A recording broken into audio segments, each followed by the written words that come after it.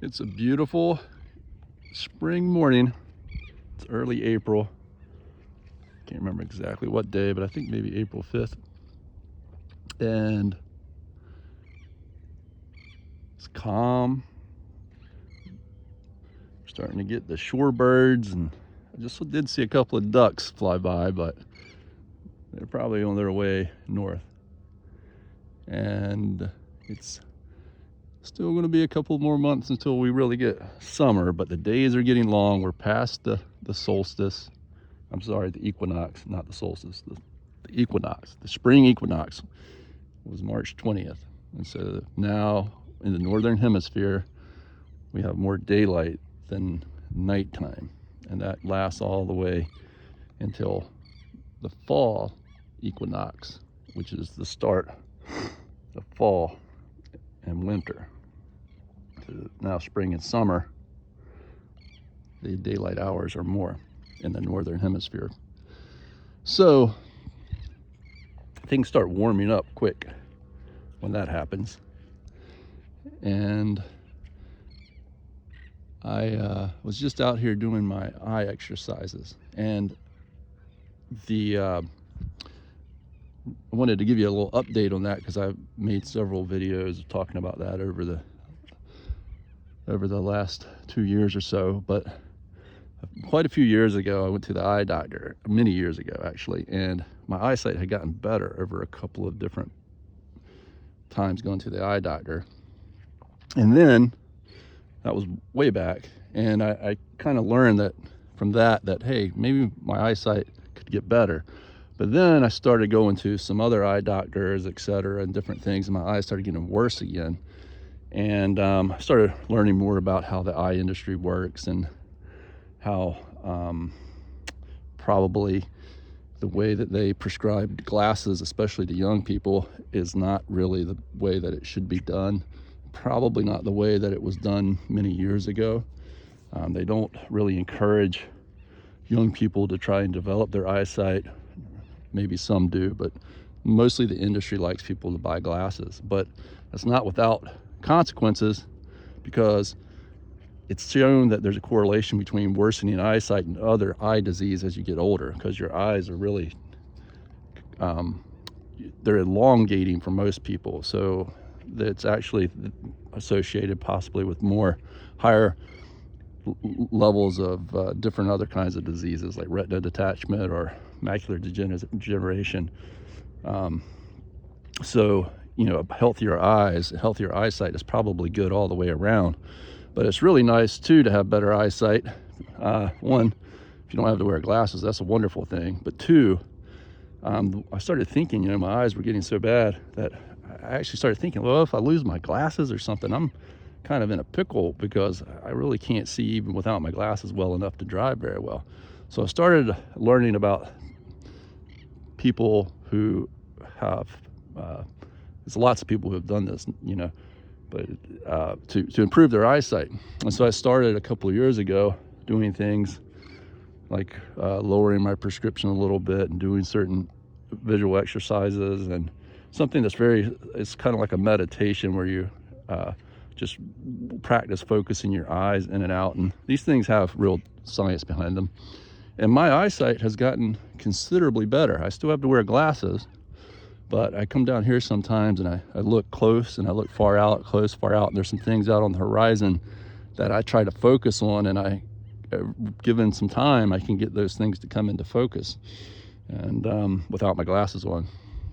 And so if an old person can do this, because a lot of this is not just the muscle tissue or the eye tissue or whatever you want to call it. It's actually training the nervous system, just like when we exercise or we train for a sport, which just as much as we're training our muscles, we're training, and maybe even more so, the nervous system to respond a certain way.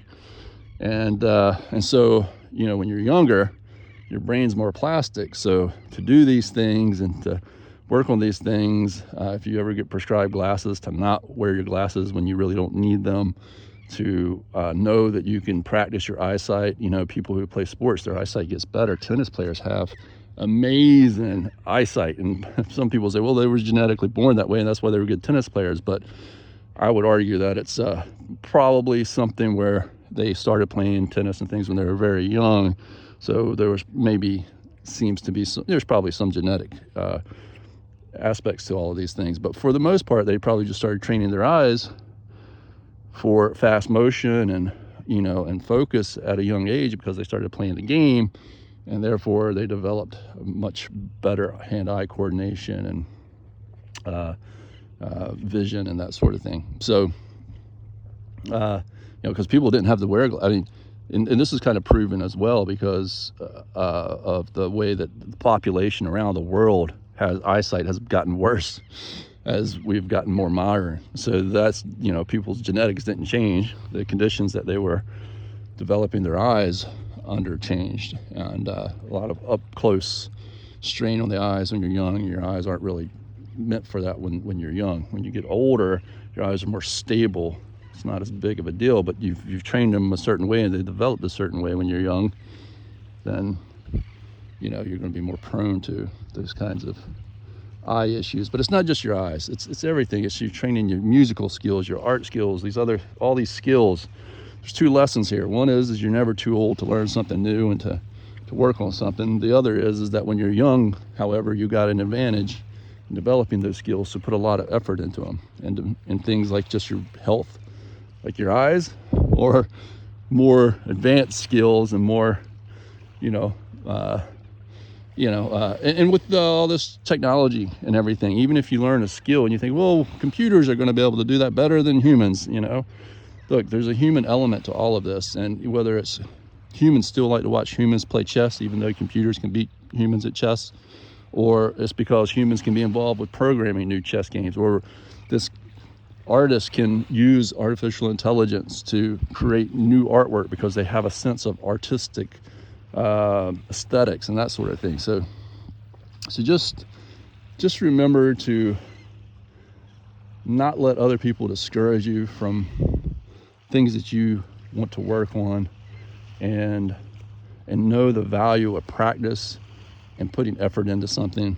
But this thing with my eyes is very interesting because it proves a lot of those things in a very direct way. My eyesight's probably gotten better by 25% or more, and that's significant. I can take my glasses off and, if I had to, drive down the road now safely, not perfectly, and I wouldn't do it unless I needed to, but it's a big difference from where I was 2 years ago. 2 years ago, it would have been quite dangerous for me to have to drive without my glasses on. I would have been a very big emergency. I guess I would have tried, but now I could do that cautiously without feeling very much in jeopardy of especially in the daylight hours. At nighttime it might not be so good, but yeah, my eyesight might have improved more than 25%, actually, probably 50%. So we're in quite maybe 2 diopters improvement, close to it. Anyhow, I'm going to keep working on that, but I love you, and what you can imagine you can achieve, and it may not always be in exactly the way that you imagine it, but if you have a dream and a goal and an idea, your brain's a very powerful thing. I love you.